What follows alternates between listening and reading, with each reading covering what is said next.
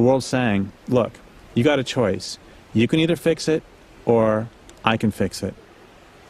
And if I fix it, you're not going to like it because I'm going to throw everything away. And everything means most of us.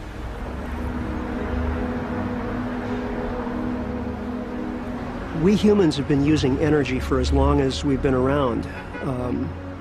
We extract energy from our environments in various ways. Food is the most basic form of energy, and then we exert energy into our environment by way of muscle power. We've been doing that for a very long time, and gradually using our intelligence, our opposable thumbs, language, all of these special gifts, we've been able to increase our ability to extract energy from the environment by way of fire, agriculture, harnessing animals to carts and sleds and all kinds of things. But with fossil fuels, we came across an energy source that was far beyond anything we had been using previously.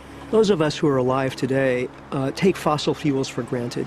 We've always had them around. Doesn't matter whether you're 20 years old or 70 years old. We've all grown up during this unique historic period of cheap, abundant energy from coal, oil, and natural gas.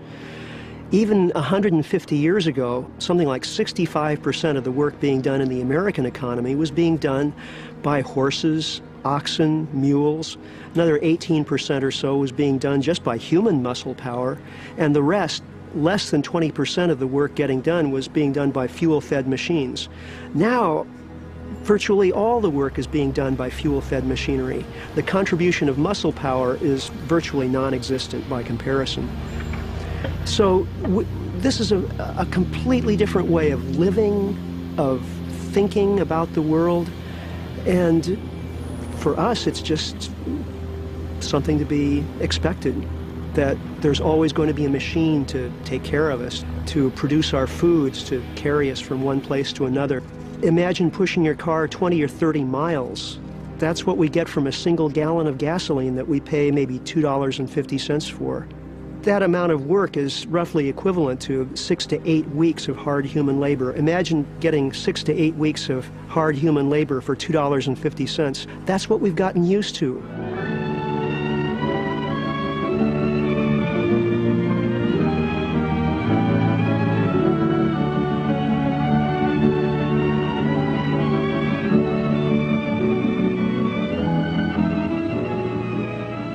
Some of the miracles of petroleum are familiar to us all. We know, for instance, that oil made possible one of the greatest inventions of history, the internal combustion engine, which gave us mastery over the air, meant mass transportation for the world, changed the face of continents, quickened the very pulse of civilization, provided man with an ease of living. We know, too, that oil is power for our factories.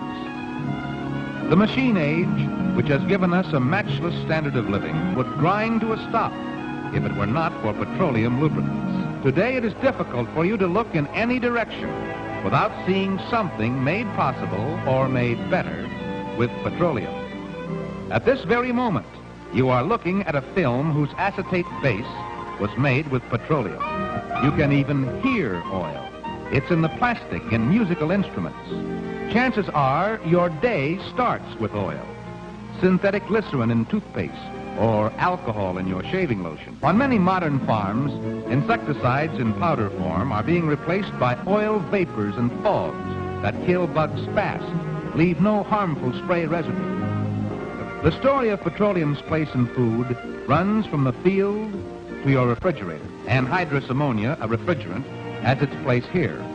It quick freezes food as soon as it is packed, so that it reaches you crisp and fresh. Fuel oil furnishes us a safe, economical heat when burning in an automatic furnace in our homes. And it may surprise you to know the list of petroleum products around your living room.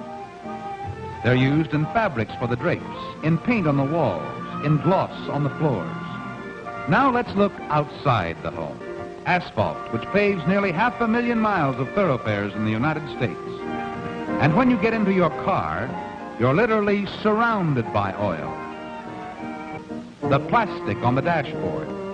The windshield is made shatterproof with transparent resin that serves as a binder. Modern medicine is aided by petroleum. Its derivatives are used in making penicillin, anesthetics, sedatives. Yes, day in and day out, the men of the laboratory work on, experimenting, testing, discovering. And the fruits of their labors are more wonderful, more practical than anything Aladdin ever produced with his fabulous lamp.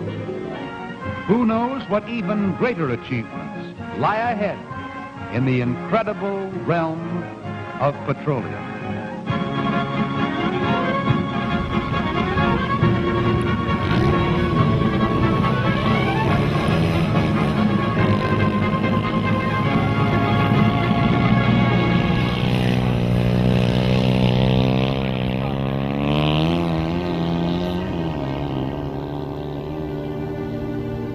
I think it's fair to say that oil is the lifeline of our modern global economy. It is the principal energy source sustaining our civilization. The problem is, for the last 25 years or so, world oil production has exceeded new oil discoveries. So the reserves of oil in the world are now shrinking, and shrinking reserves will soon convert into declining production. This new world with declining oil production, which could begin any year now, could be this year, next year, 5 years from now, but I think it's close, it's imminent. And it's going to create a world very different from any we've known before, simply because throughout our lifetimes, oil production has always been increasing. The principal concern here is that we're not really prepared for declining oil production. I think the world of declining oil production will be so different from the one of rising oil production and oil use that we'll hardly recognize it. It's going to change almost everything we do, almost every facet of our lives and every sector of the economy. When historians write about this period, they may use the nomenclature BPO and APO, before peak oil and after peak oil. So I think there's been a public information campaign to discourage the world from gearing up and seriously preparing for a world in which oil production will be declining. Peak oil is a term that's used pretty frequently these days to describe the time when the world's rate of oil production is going to reach a maximum and then start to decline. Now, the reason we know that this is going to happen is that this happens in individual oil fields all the time. We find an oil field, gradually begin to exploit it, the rate of extraction increases, then when about half of the oil is gone, the rate of extraction peaks, starts to decline, and the tail end could go on for a very long time, but it will never reach the same rate of extraction that it did when it was at peak. The same is true of whole oil-producing countries like the United States. The U.S. used to be the world's foremost oil-producing nation back in the early part of the 20th century. The U.S. reached its peak of production in 1970. It's been declining ever since. The same is going to happen to the world as a whole. No one disagrees about that. There is some controversy as to exactly when that's going to happen, but everyone agrees it will happen, and when it does, it will change virtually everything about how we live in the modern world, because without energy, nothing happens.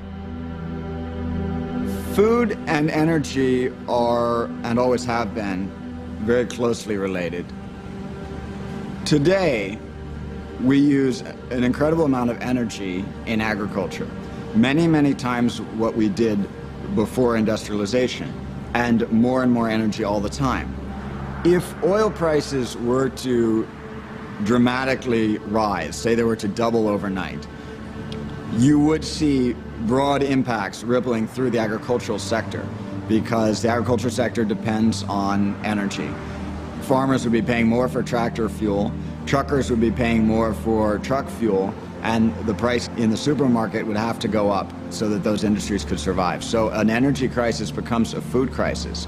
The other thing that is happening today between energy and agriculture is biofuels.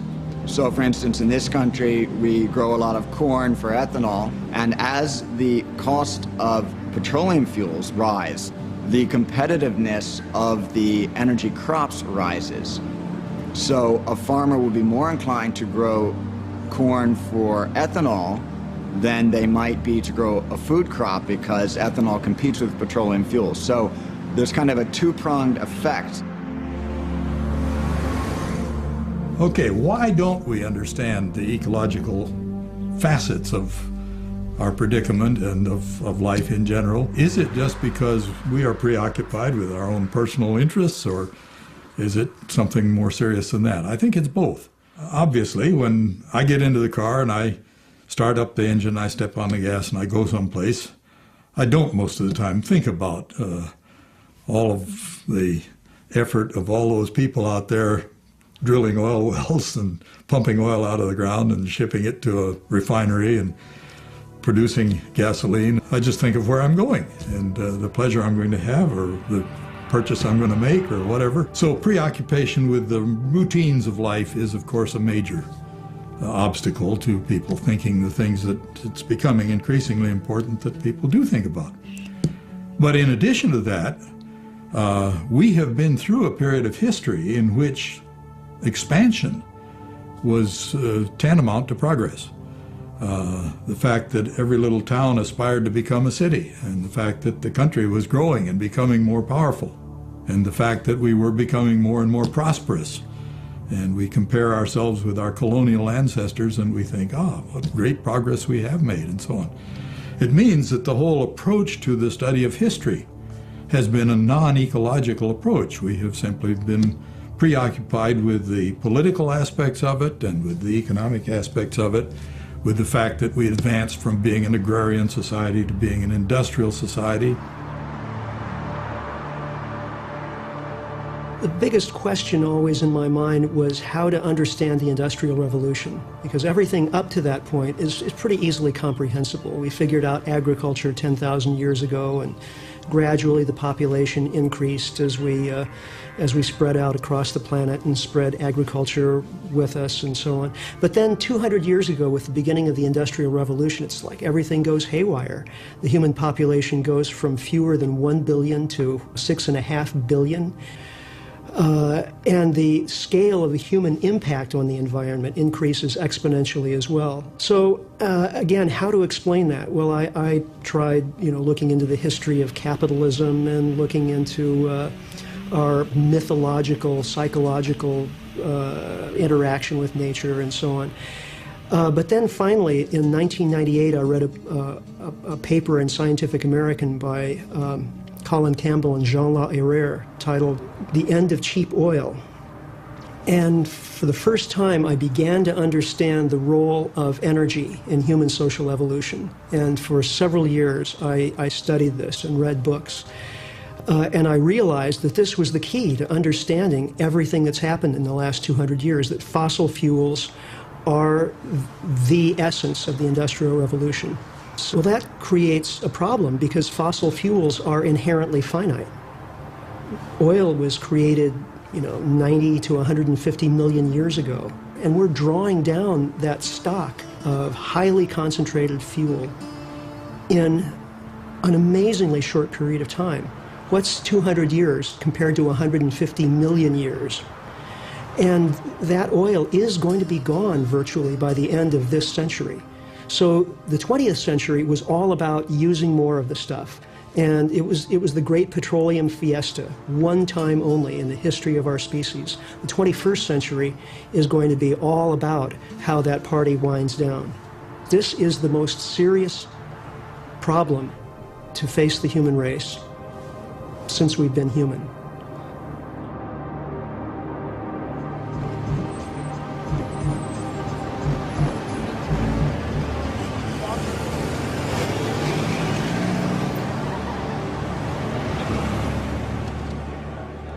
In our country, we are pretty good at responding to crises. We are not very good at avoiding crises. I just think what we're doing is unconscionable. We're trying to find more and more ways to continue pigging out on energy, rather than recognizing that it is finite. There's only a limited amount left. we got to save something for our kids and our grandkids. 33 of the 48 top oil-producing countries have already peaked. Self-evident, right? Yeah. Okay, and great. it's pretty good evidence that the peak is, Dr. DeVay's things just passed, or imminent. And we, above all the other cultures in the world, are going to be most challenged by this, by the necessity of transitioning from the fossil fuels to renewables.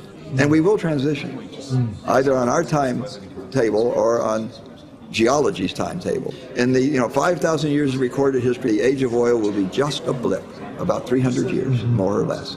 Just then what? Then what? We're enormously smarter than we were before, and I think we can live happier and more of us than we had living before the age of oil. But I don't think it's going to be 7 billion people. To really do something to mitigate the consequences, we would have to have started 20 years ago. If you wait until you're in the crisis, your options are very limited. And my hope is that our leadership will step forward and do the kind of thing that we're doing. They just point to the statistics.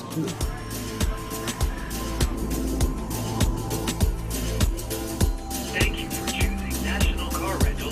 We hope you enjoy your stay in the Denver area. In general, people are innumerate, which is the mathematical equivalent of illiteracy. No matter how you cut it, young people today, you folks, you're going to see the peak of world oil production. You got to ask, okay, what is life going to be like when we have declining world production, have growing world population, and growing world per capita demand for oil? What's going to happen? Well, I think the only thing you can say with some reasonable assurance is that prices are going to go up.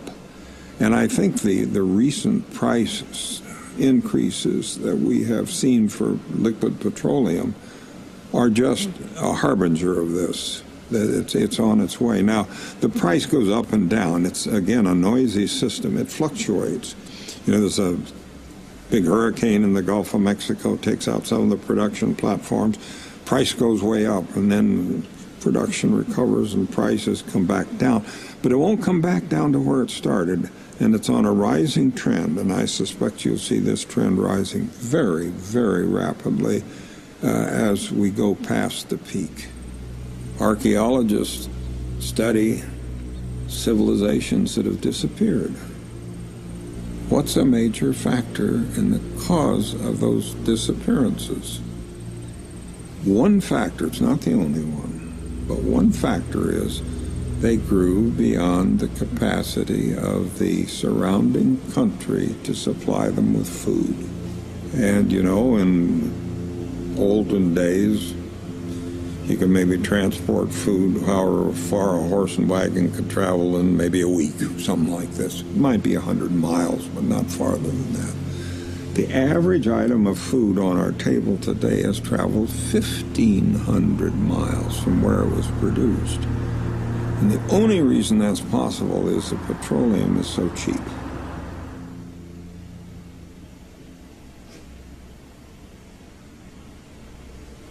So petroleum, and we have to ask now, what's going to happen as the world goes over the top peak and petroleum starts its inevitable decline, production decline towards zero? Modern agriculture is the use of land to convert petroleum into food. This isn't high-level mathematics. This isn't rocket science. This is just plain common sense, and it's universally rejected by the business community, the commercial community, the political communities.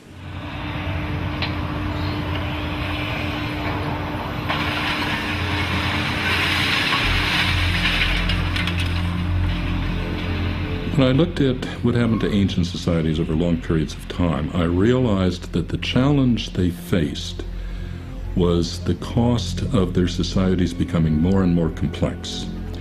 As these societies faced problems, whether it was problems of external enemies or problems of managing their own environment, they would tend to develop more complex institutions.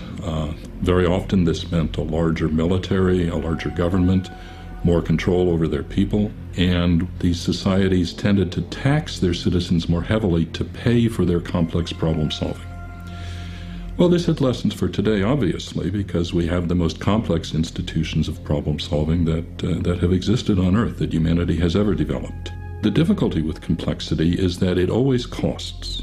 Whether we are talking about organisms as they evolve to become more complex, or societies as they evolve to become more complex. In past societies, the problem was that complexity would increase beyond the point that was sustainable with the solar energy that ultimately supported them. We have to remember that they didn't have the fossil fuel energy we have today. So ultimately they reached the point where the complexity of their societies could not be sustained on the basis of solar energy, on the basis of agriculture.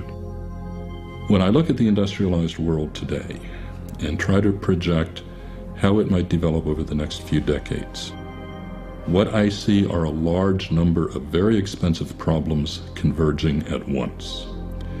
We have not only the problem of energy that is so prominent today, but we have problems involving such things as an aging population and funding the pensions for the people of my generation. We have problems of decaying infrastructure that needs to be maintained and replaced. We have the continuing problems of very high military costs.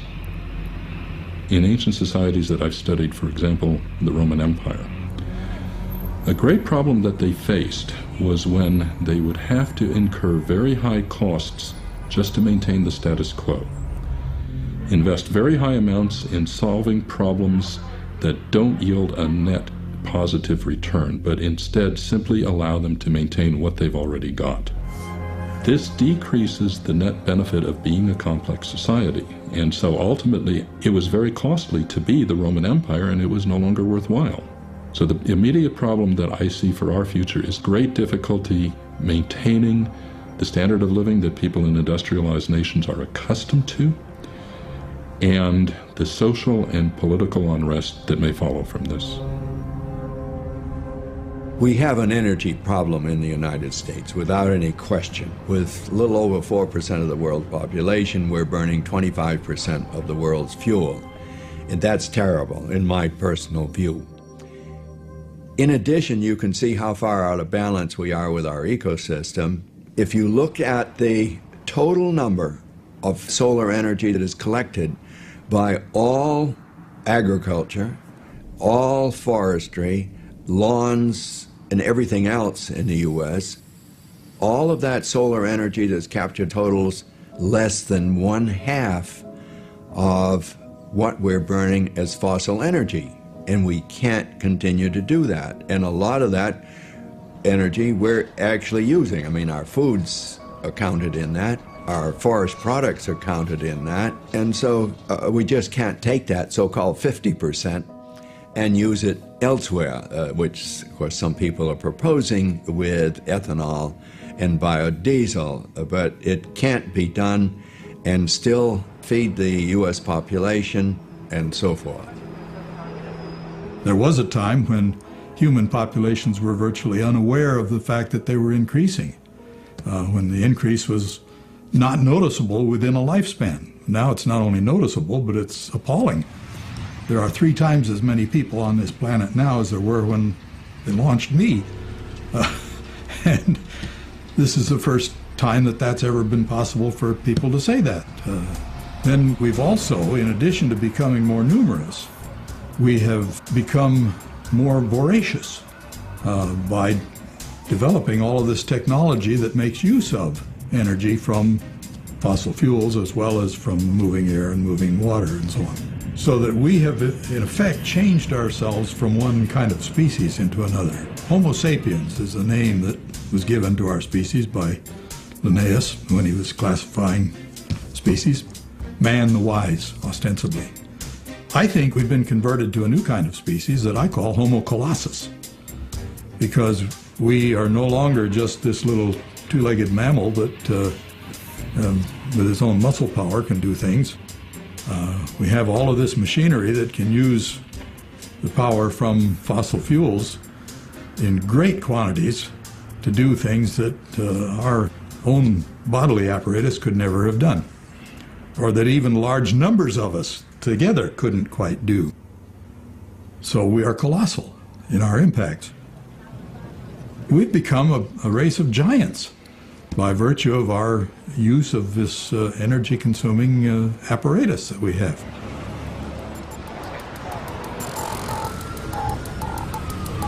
We've been advertised into being the world's greatest consumers. We're not, Americans aren't sort of genetically predisposed to being consumers. We are, I would say, victims of the greatest propaganda system ever devised in human history, which is the modern advertising industry.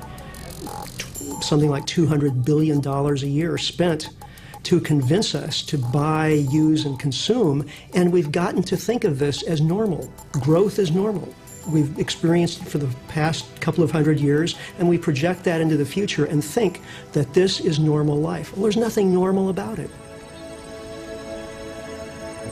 The United States of America is where everything gets sold. More or less 1 out of a little over every $3 privately spent on consumption in the whole world is being spent here in the United States. That's kind of staggering. Our job in the world is to buy everything. So we have 4.5% of the world's population, and we do a little more than 30% of the world's private consumption. And the global economy relies on the United States as the consumption point. So more or less, when we ran out of our own money, they were happy and in fact had to lend us our own money back to keep buying, because there's no other place for the world to produce, export to, and have do all that consumption. We are that place. In the weird specialization of the modern, post-1970s international economy, we're the consumer of first, last resort for a significant portion of the world. And so they'll loan to us so long as we'll borrow, so long as we'll spend, so they can keep producing.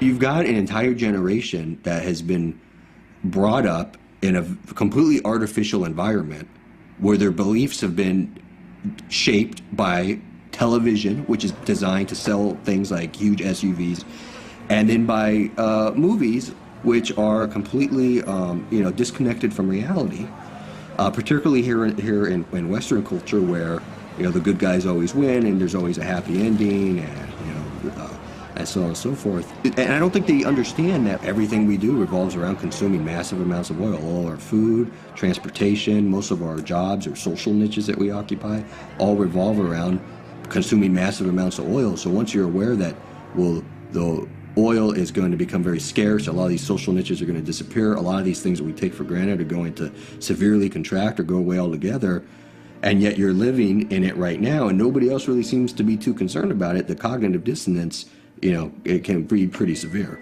Because in America, we're not citizens, we're consumers. So all we relate to is celebrities and the media, and I do think it's sort of on purpose, because if you're an automobile manufacturer and television station A starts running all these programs about all the economic and energetic and environmental issues we're facing, they're not going to get as high a return on investment as they would if they sell ads on another television station that's talking about how wonderful everything is, or is only talking about celebrity this and celebrity that. So it's sort of, I don't know that there's anybody sitting around planning. I wouldn't be surprised if there is, but it sort of works out that way, that what tends to sell stuff the most happens to be stuff that also turns the viewer into a bumbling idiot. Many people ask me, we're a smart country. How could we be this dumb? How could we allow this to go on? It's one thing to have it happen, we all learn, but since the 1950s or 60s, we've understood about the harms of oil and the harms of tailpipe emissions. How could we continue to allow this to happen? And I have a two-word answer. It's politics and lies. The politics are pretty straightforward. As I lay out in my book, over the last 10 or 12 years, oil and auto companies have spent $186 million on campaign contributions at the federal level. And that's for Congress and the President. And for every one of those $186 million, they've gotten back $1,000 in tax breaks and other subsidies. So I think if you could invest $1 in something and get back $1,000, you'd keep doing it. So that's the politics part of it. The lies part of it is that going back to the 1950s, under increasing pressure from regulators, including many right here in California at that time, the auto companies got together and they said, you know what, we'll check our competition at the door on this one issue about smog coming from our tailpipes. And we'll work together with the Automobile Alliance that we're now going to create to make sure that our products are safe when used as directed. In fact, they boasted that if there was any harmful emission coming from tailpipes, that they could engineer that out of all of their vehicles within one model year. And of course, the record shows they formed the Automobile Alliance to do the exact opposite, to lie to regulators, to lie to the public, to conceal the true science of the harms of their products, and to stifle the production of alternatives to their products. Oil and auto companies got together and conspired to kill the electric car, to stifle the development of other alternative technologies that might have brought us cleaner, safer products over these years. This faulty premise that we can always keep expanding human population and human consumption of resources, how does that perpetuate? I think what it happens is this, is essentially you have this physical reality based upon the availability of fossil fuel energy, which essentially allows us to raise our short-term carrying capacity of the planet tremendously. We are able to now organize the resources of our planet to support more and more people and more consumptive lifestyles, to a point where it's gone on for so long and we've met so many challenges that in its essence we developed a culture that reinforces the idea that there are no real consequences to our actions, because even if there's a short-term problem, we will have the ingenuity and the ability to solve it. The society in general then has generation after generation going back with that belief system and those set of expectations.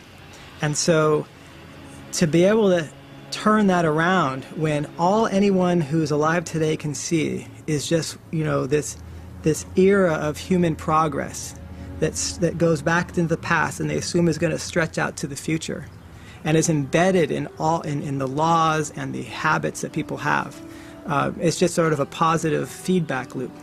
So there you see this cultural constraint then on change that becomes very, very dangerous, because when that is challenged, it's challenging generations of belief and assumptions.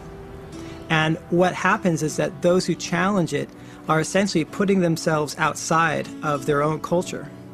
And that becomes very difficult to handle as an individual, psychologically and emotionally, because you're constantly going to be looking at your own culture and seeing, oh my gosh, it's crazy. It's crazy. And yet the culture will look back at you and say, you're crazy.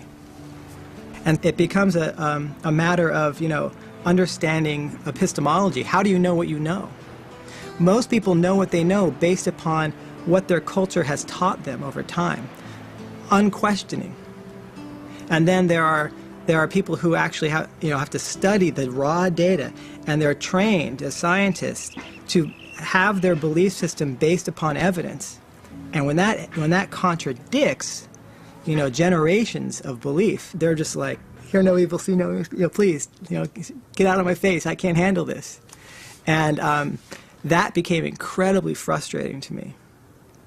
You know, I have kids, I want, you know, peace on earth, I want all good things, and yet I found that people that also want those things, unable to realize that, you know, that we're all a huge part of this problem. It should have been obvious to us from the very beginning when we first started digging up coal and burning it, or when Colonel Drake drilled that first oil well in Pennsylvania. It should have been obvious to us that this was an inexhaustible resource. But it seemed like it existed in great abundance, and the amount of it that we were using at the time was so small that we treated it as if it were an infinitely available phenomenon. I remember Jimmy Carter suggested we're going to have to do without on some of the things that we're accustomed to doing with abundant petroleum energy. And immediately after he'd made an address to the nation talking about the need for adjusting, Howard Baker, who was then the majority leader in the Senate, went on the air with a counter speech in which he said that wasn't the American way, that the American way was to find more oil and produce our way out of this predicament that we were in. And that was an expression, really, of the attitude that tended to prevail at the time. The U.S. Department of Energy put me on a major committee. There's an advisor to the Secretary of Energy. And he, at that, way back in 1980, asked me to chair a study on ethanol because there was so much conflicting information. And I must admit, it still remains conflicting today. All of these studies have documented that the energy inputs to produce ethanol, well, biodiesel, from corn, from soybeans, from switchgrass, wood, and so forth, all have turned out to be energy negative. That is, it takes more energy to produce a gallon of ethanol and or biodiesel than the energy that is contained in the biodiesel and or ethanol. We have some people in the USDA and some other agriculturalists, particularly in the Corn Belt, who felt that ethanol, despite the data that we put together, could be very helpful, and they sold the politicians this bill of goods, ignoring the question of ethics of burning food to produce fuel, and the problems in the world where we've got 3.7 billion people who are malnourished on Earth today, the largest number ever in the history of the Earth. And ADM, Archer Daniel Midland, got into it, Cargill got into it, and then they thought it was a good deal. Of course, big subsidies, $3 billion now, going into that. So ADM was happy in getting a large portion of those subsidies, and then they gave subsidies to Bush and Gore and various congressmen to get elected. And so ADM was happy, the politicians were happy, and they could claim that they were helping farmers and helping the nation. However, I think you can put this whole thing into perspective from the point of view that 14% of all U.S. corn is now going into ethanol production. If you then look at what does that mean to all vehicle fuel use in the United States, it works out to be less than 1%. And again, I emphasize, less than 1%.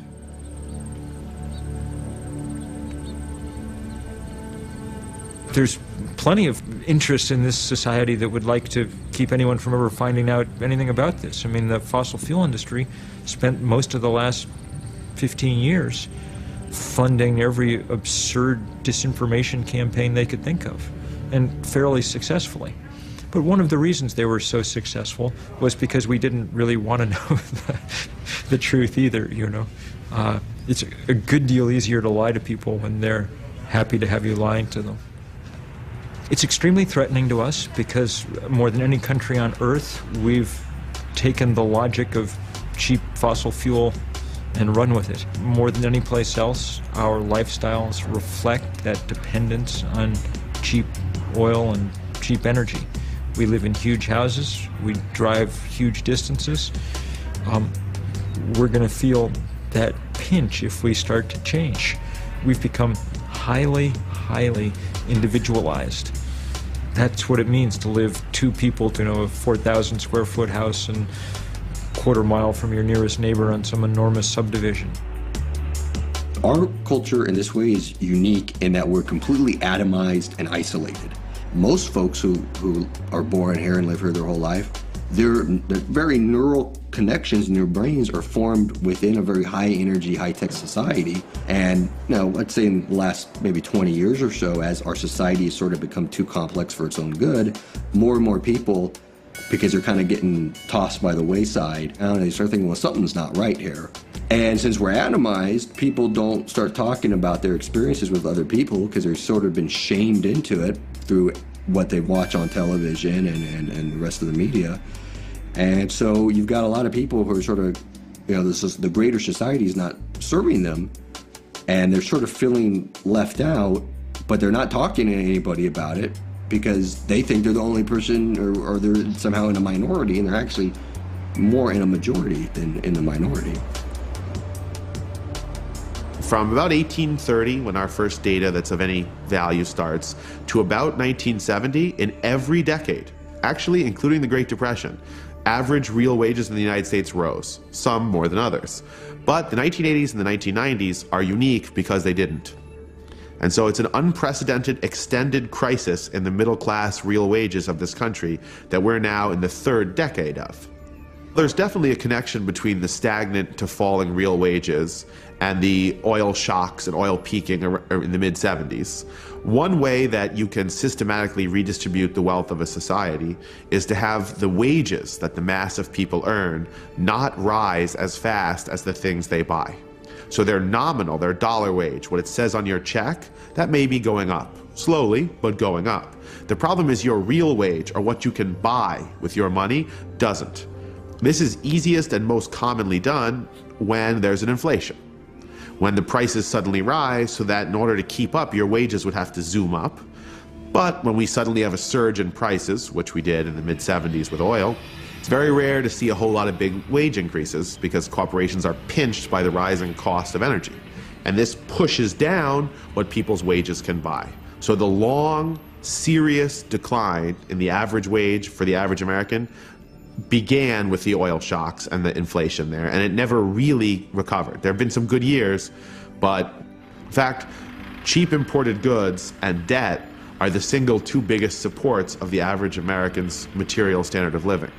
Anything that interferes with the ability of Americans to continue to go deeper into debt or to get cheap, undervalued imported goods will immediately and probably painfully lower the material standard of living of American middle and lower classes. So they are dependent on that.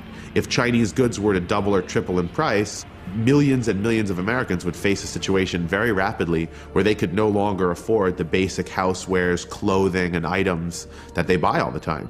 Particularly at a place like Walmart, which is basically the distribution arm of the People's Republic of China. Most of the assumptions that our society runs on are false. The major ones, the ones that we use to guide our planning. And these then lead to habits that we have that lead to very unsustainable lifestyle. We've got a front end and a back end, and the front end goes in resources and the back end comes out waste. And that transformation that happens in our bodies is what allows us to develop and grow. But as an individual, we all reach a certain growth phase where we reach maturation and then we decline. In our economic system, it's the same thing. There are resource inputs to our whole economy. Every widget and gizmo you hold has stuff going into it that got mined from the earth and transported to a factory and turned into something that we now use. And all that produces waste. And that waste we call pollution. So we have this economic system which has resources going in, pollution going out, and the assumption is they can always get bigger. And the problem with that is impossible. Absolutely physically impossible. And yet we set up our institutional frameworks, our financial frameworks, and our habits and expectations as individuals based upon the availability of fossil fuel energy. And so we developed a culture that reinforces the idea that we can always get more.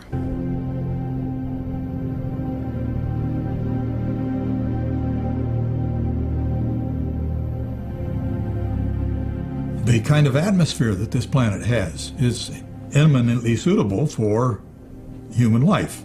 1/5 oxygen and 4/5 nitrogen, and then traces of other gases. But some of those trace gases are becoming more abundant than they used to be. And so we have now the greenhouse effect in greater quantity. We have more carbon dioxide than we used to have. And we have some other greenhouse gases that are accumulating that are making the climate of the planet get warmer, which is going to change the distribution of various other species over the surface of the planet. Where you can grow crops is going to change, and we're beginning to kill off some of the life in places that we have been accustomed to interacting with existing species, both on land and in the oceans. We're not only overfishing the oceans, but as they warm up, there are certain species of sea life that will no longer thrive. There are these examples of other species of creatures that exist in finite environments with finite quantities of the resources that they need, in finite disposal space and so on. And we can learn from the kind of experience that they have. And one good example is the wine vat, in which the juice from grapes, or some other kind of fruit for that matter, is fermented and turned into wine by the life processes of microorganisms. A form of yeast will do this. And if you think of a crock here in which you've put this mash of grape juice and so on, and you introduce some of that appropriate kind of yeast into it, they multiply and they consume the sugars, basically, that are in that mash, and they convert the sugar into alcohol and carbon dioxide. And the alcohol and the carbon dioxide mostly accumulate, and eventually the concentration of those byproducts of life becomes so great that it kills the yeast cells. So what was at the outset a marvelous, unspoiled environment in which they could proliferate and really live it up becomes an environment in which they can no longer exist. In effect, that's what we are doing now. We are so changing this planet on which we live that we might find ourselves in a position very similar to that of the yeast in the wine vat. So we're not going to like it, but eventually the population of this planet is going to be a whole lot less than 6 billion. The question that we face is, will it come about through voluntary or involuntary means?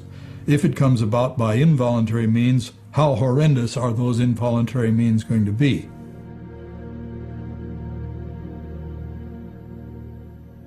If we follow business as usual with 3 degrees Celsius global warming, the warming on Greenland and West Antarctica would be enough to have a lot of summer melt. And once the ice sheets start to soften up and begin to move, we could get sea level changes of several meters in a century. The big danger about ice sheets is the positive feedbacks that exist. As it starts to melt, it becomes darker, and that means it absorbs more sunlight. So that's one positive feedback. But also, as the ocean warms, it melts the ice shelves, which exist where the ice streams exit to the ocean. And so that opens the gate, and the ice streams move faster. And it lowers the surface, and that makes the surface warmer.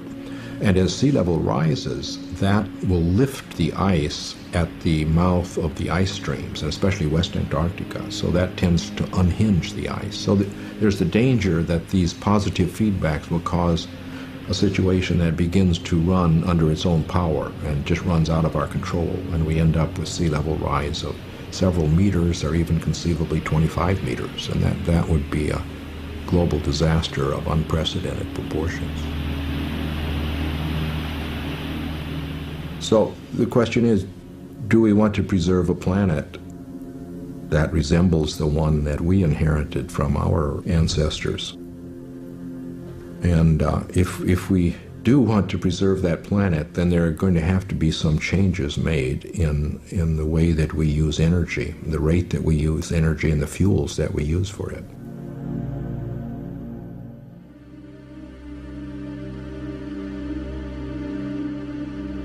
Probably one of the most important social questions is how to change behavior.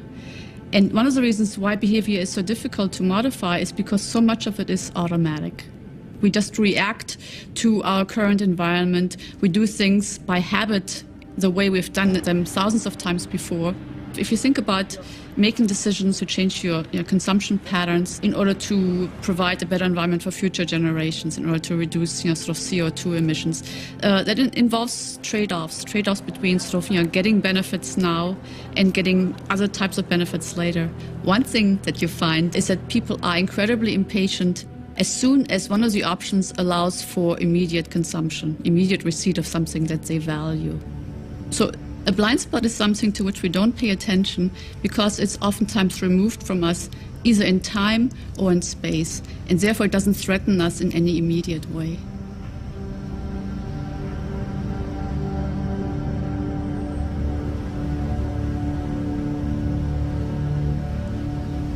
There's this great line by Zygmunt Bauman, rational people go quietly, meekly into a gas chamber if only you allow them to believe it's a bathroom. And what he's talking about is that at every step of the way, it was in the Jew's rational best interest to not resist. Would you rather get an ID card, or do you want to resist and possibly get killed? Do you want to move to a ghetto, or do you want to resist and possibly get killed? Do you want to get on a cattle car, or do you want to resist and possibly get killed? Do you want to take a shower, or do you want to resist and possibly get killed? At every step of the way, it was in their rational best interest to not resist. But that's all based on this whole system of make-believe. You have to make believe that what you know is going to happen to you is not going to happen to you. The same thing is happening today. I mean, Zygmunt Bauman says that rational people go quietly, meekly into a gas chamber if only you allow them to believe it's a bathroom. And I'll say that rational people go quietly, meekly to the end of the world if only you allow them to believe that buying energy-saving bulbs is going to save the day. So we have all this, and we see this in personal relationships too, in abusive relationships. You see, if somebody's in an abusive relationship, they see one little bit of change. It's like, okay, now things are okay, and then they're not okay again. But they see one little bit of movement. Now things are okay, and they keep doing this again and again. They have to make believe constantly in order to maintain their place in this wretched relationship. And we have to do it too. We have to make believe that the planet isn't being killed. We have to make believe that money equates to happiness. We have to make believe that you can have infinite growth on a finite planet. I mean, we could list out, dozens of these ways. We have to make believe that the age of oil is going to go on forever. We have to make believe that the people who are living in toxic hell because of oil refineries, that they don't exist. We have to make believe that you can kill a planet and live on it too.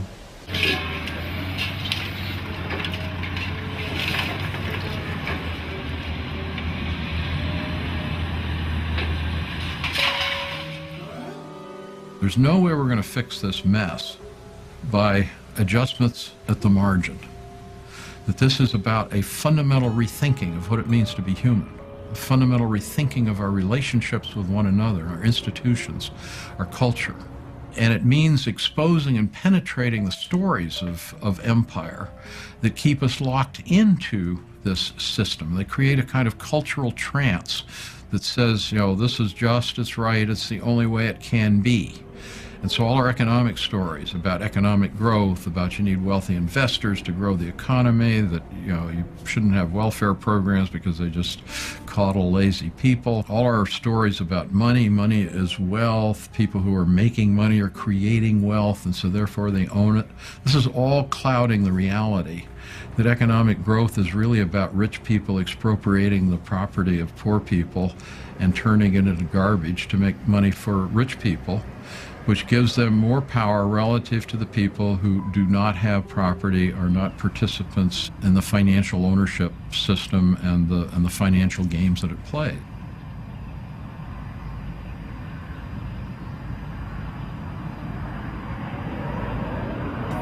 It's always hard to figure out to what extent global economic change is planned and strategized, and to what extent it sort of emerges as a trend that we who do economics impose on a chaos. Honesty, even though it's more frightening, there's no one driving the train, okay? We're all on the train is moving fast, and we're not even sure where the rails start and stop. So even though it might be disappointing, because some people think in terms more of conspiracy and cabal, I think that it's more chaotic and in some ways more frightening than that. And to the extent that the world is opened up to the market economy, which occurs pretty consistently since the mid-70s, and then really rapidly what I would call the decade of triumph, the 1990s, which was also the stock market boom, the end of the Soviet Union and Eastern Europe. It really took on this heady kind of triumphalism. This is the market economy. You don't have to worry. The market takes care of it. Whatever the market suggests is both right, profitable, moral, and appropriate and efficient. And so just go with it because you know it will take you to a good place. And for many people, it did. It really depends on who you are, right? So unfortunately, saying how will we survive it, how do we handle it, how do we see it, is difficult because it becomes hard to sustain the we. Different interests, different benefits, different costs.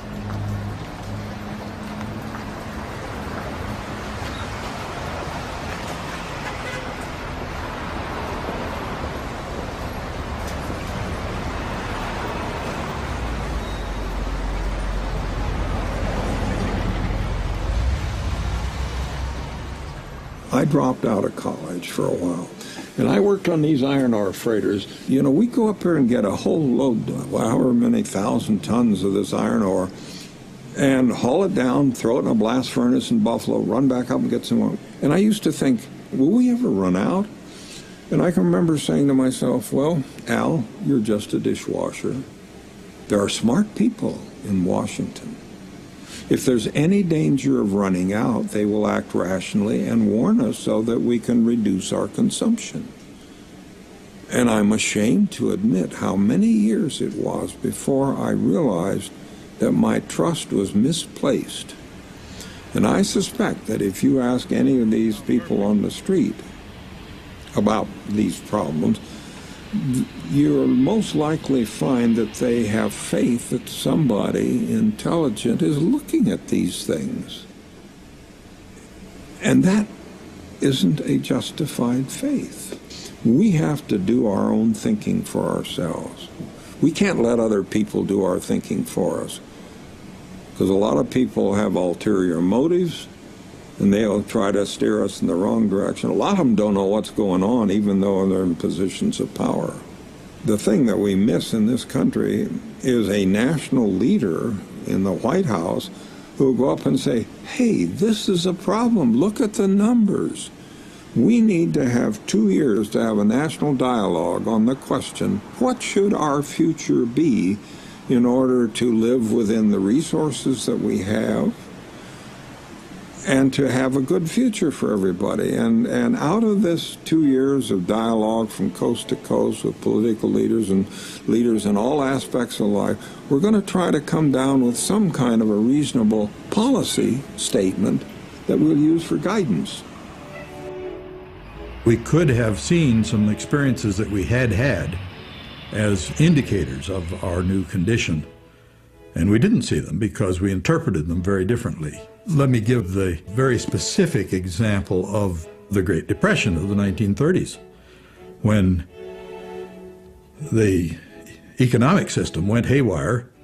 Banks were closed, people were suddenly without their funds, people were out of jobs, massive unemployment and so on. And so in spite of the fact that we had these means of production, of producing ample supplies of the goods that people wanted and so on, we weren't, because of shutdown of factories.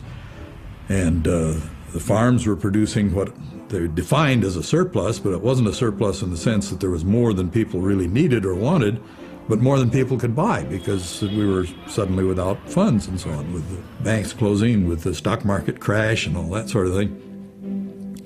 If we had seen that not just as an economic crisis, but had seen it as, this is what happens, folks, when you don't have access to the resources that you've grown accustomed to using or have grown accustomed to needing, that your lifestyle depends upon, then we could have seen it as a foretaste of what would come later when we had genuinely overshot real carrying capacity. In the future, I think it is necessary that we have greater energy efficiency in the technology that we use, but that alone is not going to be enough to get us past a peak oil crisis. We have heard much about the possibility of finding a transitional liquid fuels. to get us through what will apparently be a growing gap between demand and production. What we have not heard is something called the Jevons paradox. William Henry Jevons was an English economist who wrote in the mid-19th century. He said that when you increase efficiency in the use of a resource, ultimately more of the resource gets used than ever before. In the United States, after the oil crises of the 1970s, enough people switched to driving more energy-efficient vehicles that the price of oil came down and people drove more than they ever did before. And so that ended up using more energy than had been used previously. And ultimately, we live with the repercussions of that today. For many decades, we've had air pollution control, and especially here in California, where we have a state air resources board that sets standards for things like cars, and local air quality management districts. So here in Los Angeles, where we have some of the most polluted air on Earth, we created regulations which by the year 1990 roughly had ended most of the stage 1 smog alerts, let alone more severe ones, stage 2 and stage 3. But then in the beginning of the 1990s, and obviously as we progressed closer to into the 2000s, we find more people driving SUVs and driving more miles and sitting on clogged freeways for many more hours a day. So all of that has conspired to put many of the pollutants back in the air, even though each car may be cleaner. There's so many more, and it's spending so many more hours combusting the fuel, that it has led to stage 1 smog alerts coming back.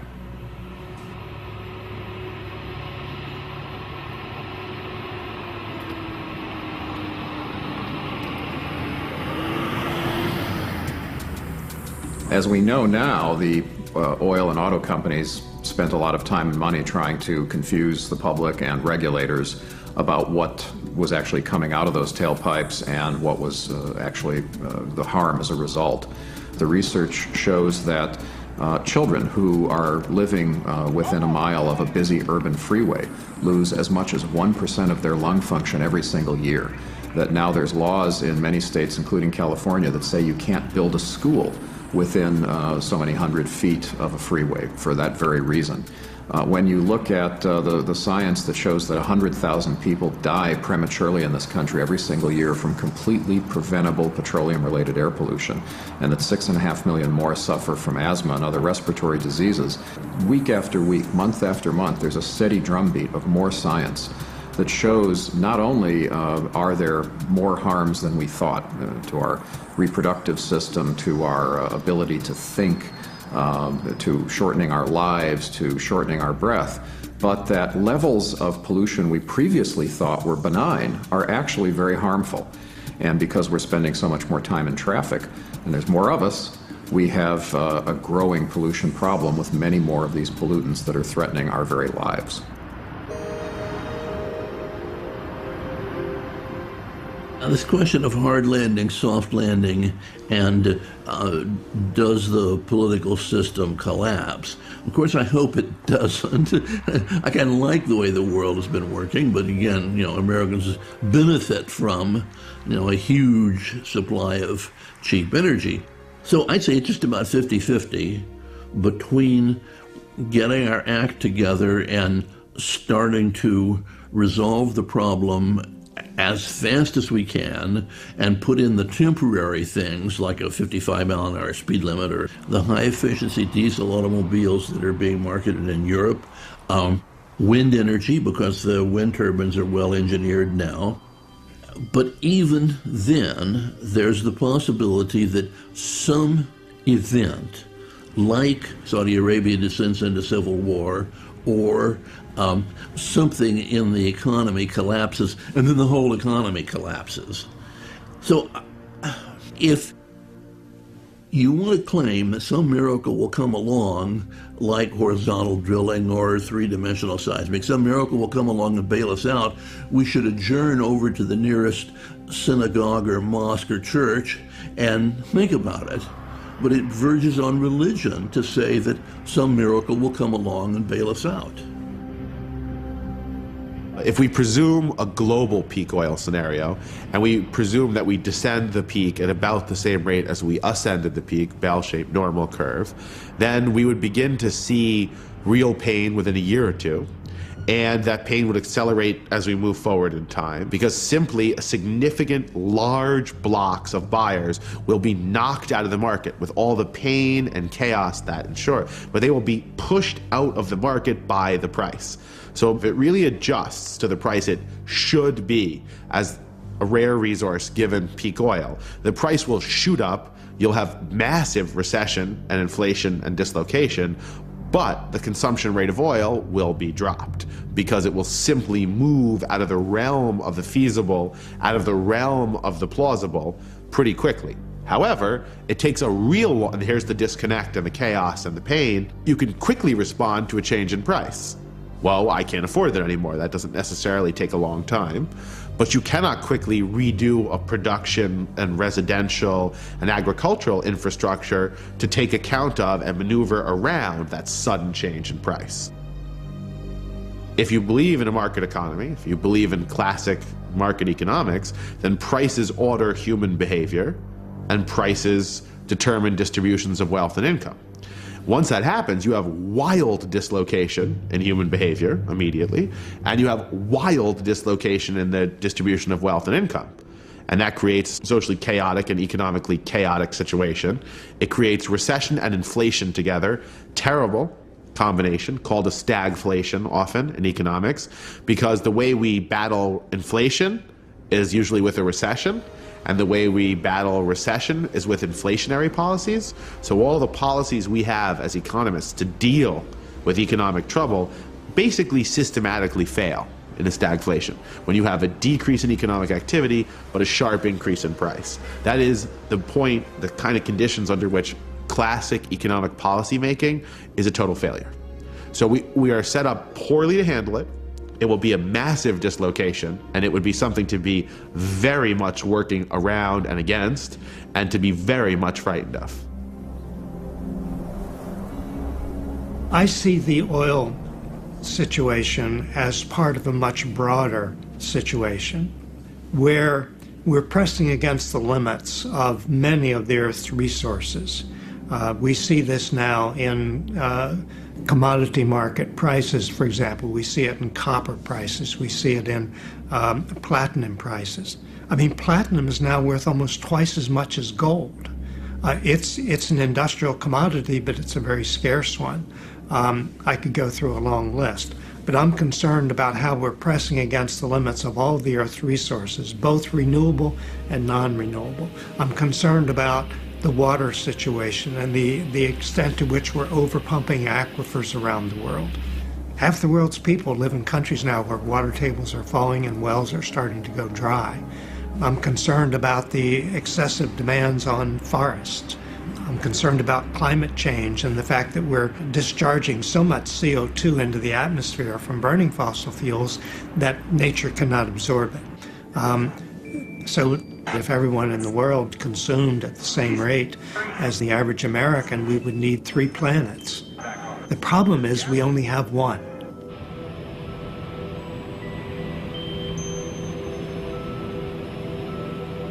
In some respects, I think population is one of the worst problems we have in the world today, certainly one of the worst environmental problems, because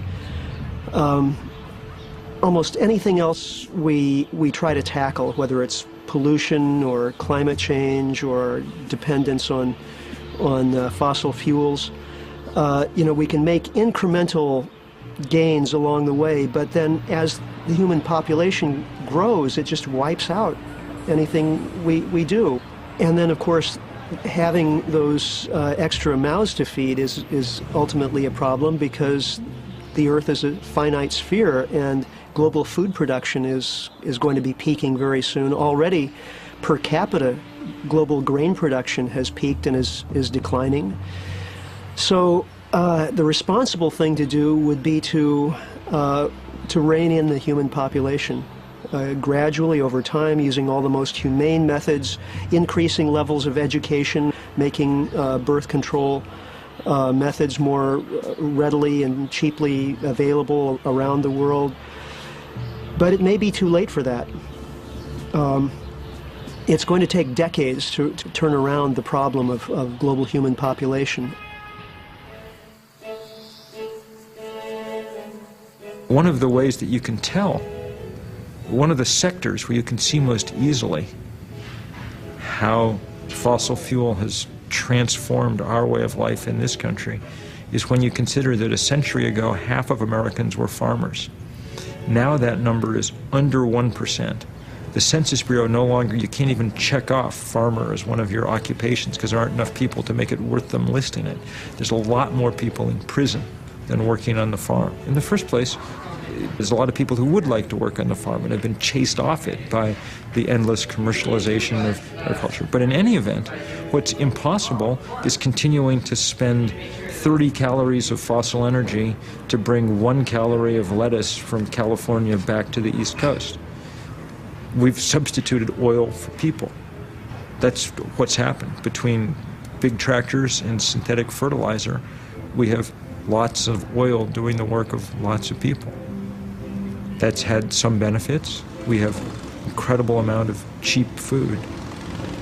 But as we've begun to understand even in the last few years, even that's not the greatest benefit in the world. It's one reason that Americans are now fat and, we have too much of that stuff. So we're going to have to stop taking for granted our use of energy. On the one hand, at least as it comes to oil, it's not going to be there anymore. We're beginning to run out, and it's not going to be at the very least cheap anymore. And with climate change, we have to accept that we can't keep burning any of these fossil fuel sources with the same intensities that we have. We can't just switch from oil to coal to deal with peak oil because that'll overwhelm our atmosphere, which is already being overwhelmed. So all these things break at once, and they're all part of this larger problem. There is a much larger story here about the deeper causes of the crisis that we're in. And this is the story of how humanity turned from partnership relations to organization by dominator hierarchy. 5,000 years ago, it started organizing by these hierarchical structures. And when you organize by that kind of structure, you've got a few people on the top, and you have a lot of people on the bottom. And there's a huge disparity between those. So it creates an enormous competition for the positions of power.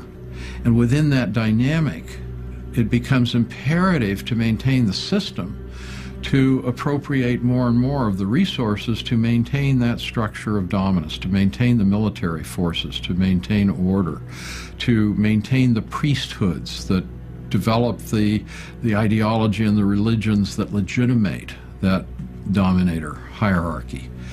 And then you begin to realize that that whole pattern is played out throughout 5,000 years, and it evolved through originally the city-states and then the nation-states, and now we see the melding of the corporation and state power, and all to maintain that dominator hierarchy by violence, by extreme violence. There are two nightmare situations. One of them is that when those in power start to see their power slip, whether through external invasion or internal revolution or through ecological collapse, they'll just nuke the world. They'll destroy the world instead of losing their power. I think that's very, very possible. Another nightmare scenario is that this culture continues to sort of trundle on for another 500 years, just keeps taking off the top of mountaintops to get at coal, keeps doing everything it's doing, with the rich getting richer, the poor getting poorer, the rich getting more and more strange, as they, continue to explore space. It's insane to be exploring, is there life on other planets? We'll keep this up and there won't be life on this one, It's like, it's insane. So that's my other nightmare. Over 470 mountains have been blown up in mountaintop removal, coal mining, and when I was born, all of those mountains were still standing. And in my lifetime, hundreds more mountains will be blown up if we don't do something. Mountaintop removal started in the 70s, but it really ramped up in the late 90s and to the 2000s, but it's been going on for about 30 years. It's much more profitable to just blow up the mountain than to hire a bunch of people to go underground and pull the coal out. They have these huge machines that are called drag lines, and they're 22 stories tall, and the bucket is big enough to pick up a small house. And it just takes a couple of people to run it, whereas, you know, it's doing the work of literally that hundreds of people would have done otherwise. Around 1950, there were 150,000 coal miners in West Virginia, and now there are less than 15,000. And they're producing relatively the same amount of coal. So you can imagine, with your labor costs go from 150,000 to 15,000 people, you're making quite a bit more money. I don't believe we have the right to blow up some of the oldest mountains on Earth for one generation to have cheap electricity, because those are mountains that my children will never see and your children will never see. I think the big question facing all of us is, will we transition to cleaner energy systems, to ways of doing the things that we all need to do that are not going to continue to push the planet towards the tipping point? Or are we going to not act until it's too late? 200 years ago, the activities of humans were just an infinitesimal scale compared to the scale of global events and, you know, natural phenomena on the Earth. Now we're so big that it's, you know, we couldn't fight World War II over again. It was fought on gasoline. Much of it was from the continental U.S. That's all gone. It's depleted. And right now, it's ironic that we're waging war in Iraq using Middle East oil against Middle East people. And no matter what politicians say, a central part of the war is petroleum. Now go broaden your view a little bit and ask about all these global trade agreements that are getting to be somewhat controversial. I think that one of the principal motivations behind the U.S. support for those agreements, and its support from both Democratic and Republican parties, is to allow us to get our hands on their resources before they get developed and want to use them for themselves. We want to go to other countries and take their resources to drive our SUVs. One has to look at things in terms of arithmetic. And the interesting thing is that arithmetic and science that sort of goes with it, these aren't democratic. The three of us can't vote as to whether or not there's global warming and have our vote determine whether or not there's global warming. It's happening whether we vote on it or not. And we have to realize that on these big issues, science doesn't care how people vote. It's going its own way, responding to the things that we do, the way we insult the environment and so on. And of course, if we don't stop population growth, nature will. And it'll be the four horsemen of the apocalypse. It'll be disease and war and famine, that sort of thing. This is basically what global trade has done. It has allowed for us in the U.S., for example, I'm sitting right here, I'm able to acquire through purchase resources from the other side of the world. And it's the putting together of resources from one part of the world and resources from another part of the world and bringing them to one place that overcomes the limitations of any particular geographic space, that allows for more and more things to be built, more and more complexity. Now the problem is that globalization also means that everybody is now tied in to this ecological overshoot we're in, and that it's very difficult for anybody in any particular place to feel that they can manage their own affairs. And it's not just for the resources, it's also for the pollution. So there's never been a time when all these civilizations around the world are essentially linked up through resource exchange in this globalized free trade system that in the short term gives us amazing economic growth, but in the long term makes us incredibly vulnerable to any shortfall in those resources, to political instability with any trade partner, And so massive amounts in terms of militarization to make sure that all these people keep trading with us. We set up gigantic banking frameworks and global trade agreements to say, you know, you better keep trading with us. And that all has a cost too. The bureaucracy has a huge cost. So this added complexity has diminishing returns, and at some point we actually are going to need to simplify our management, the size, location, with the capacity of the planet.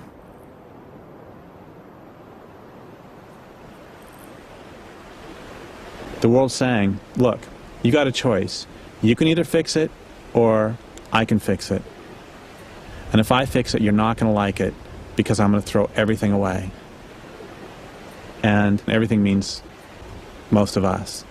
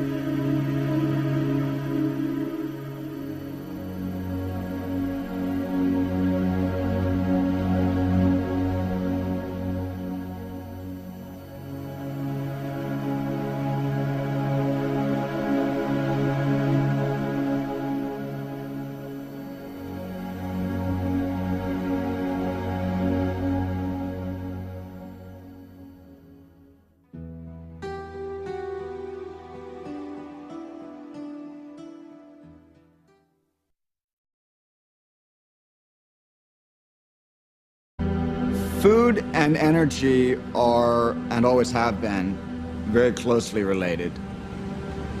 Today, we use an incredible amount of energy in agriculture. Many, many times what we did before industrialization, and more energy all the time. If oil prices were to dramatically rise, say they were to double overnight, you would see broad impacts rippling through the agricultural sector because the agricultural sector depends on energy. Farmers would be paying more for tractor fuel, truckers would be paying more for truck fuel, and the price in the supermarket would have to go up so that those industries could survive. So an energy crisis becomes a food crisis. The other thing that is happening today between energy and agriculture is biofuels. So for instance, in this country, we grow a lot of corn for ethanol, and as the cost of petroleum fuels rise, the competitiveness of the energy crops rises. So a farmer will be more inclined to grow corn for ethanol than they might be to grow a food crop, because ethanol competes with petroleum fuels. So there's kind of a two-pronged effect. Okay, why don't we understand the ecological facets of our predicament and of life in general? Is it just because we are preoccupied with our own personal interests, or is it something more serious than that? I think it's both. Obviously, when I get into the car and I start up the engine, I step on the gas and I go someplace, I don't most of the time think about all of the effort of all those people out there drilling oil wells and pumping oil out of the ground and shipping it to a refinery and producing gasoline. I just think of where I'm going and the pleasure I'm going to have, or the purchase I'm going to make, or whatever. So preoccupation with the routines of life is, of course, a major obstacle to people thinking the things that it's becoming increasingly important that people do think about. But in addition to that, we have been through a period of history in which expansion was tantamount to progress. The fact that every little town aspired to become a city, and the fact that the country was growing and becoming more powerful, and the fact that we were becoming more and more prosperous. And we compare ourselves with our colonial ancestors and we think, what great progress we have made, and so on.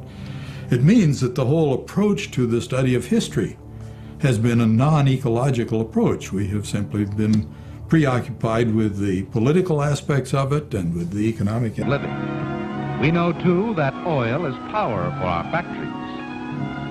The machine age, which has given us a matchless standard of living, would grind to a stop if it were not for petroleum lubricants. Today, it is difficult for you to look in any direction without seeing something made possible or made better with petroleum. At this very moment, you are looking at a film whose acetate base was made with petroleum. You can even hear oil. It's in the plastic in musical instruments. Chances are your day starts with oil. Synthetic glycerin in toothpaste, or alcohol in your shaving lotion. On many modern farms, insecticides in powder form are being replaced by oil vapors and fogs that kill bugs fast, leave no harmful spray residue.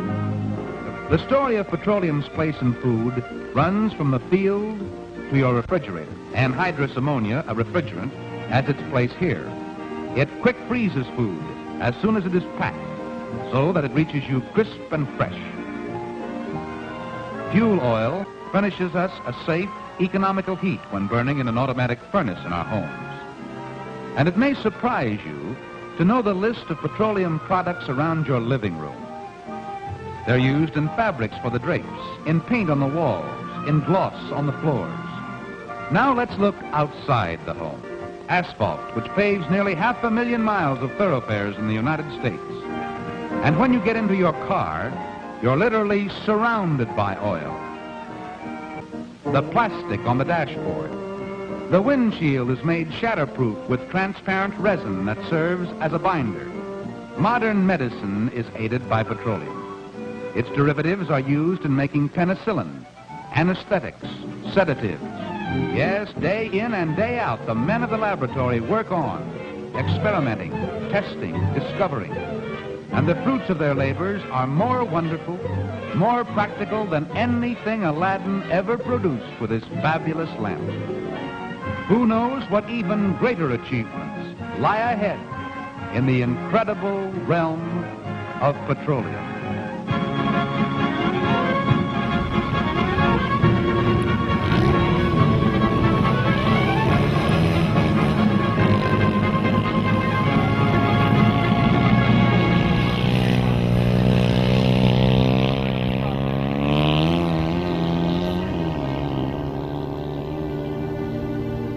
I think it's fair to say that oil is the lifeline of our modern global economy. It is the principal energy source sustaining our civilization. We humans have been using energy for as long as we've been around.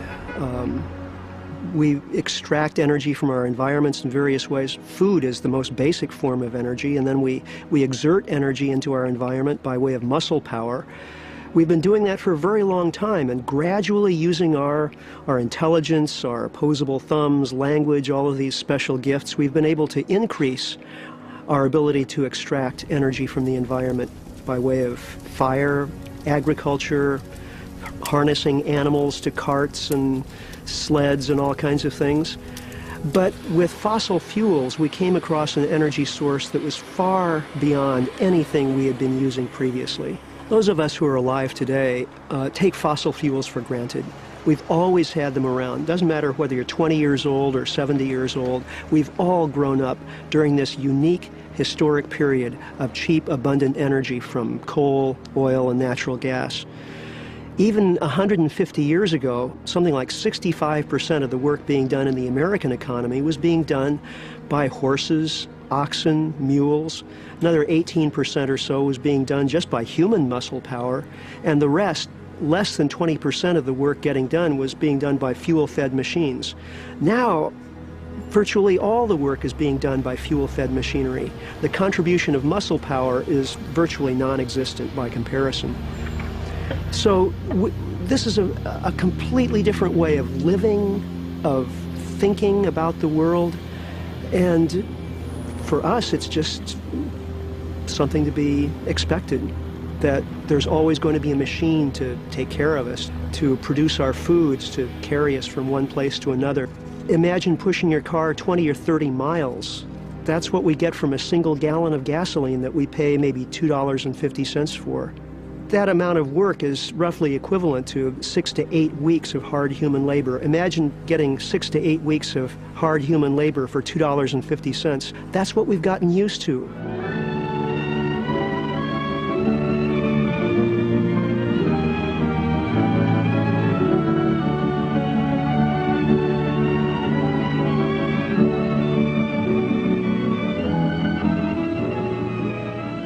Some of the miracles of petroleum are familiar to us all.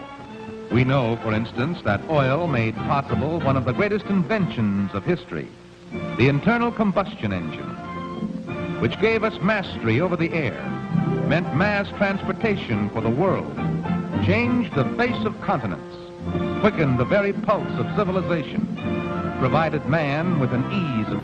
The problem is, for the last 25 years or so, world oil production has exceeded new oil discoveries. So the reserves of oil in the world are now shrinking, and shrinking reserves will soon convert into declining production.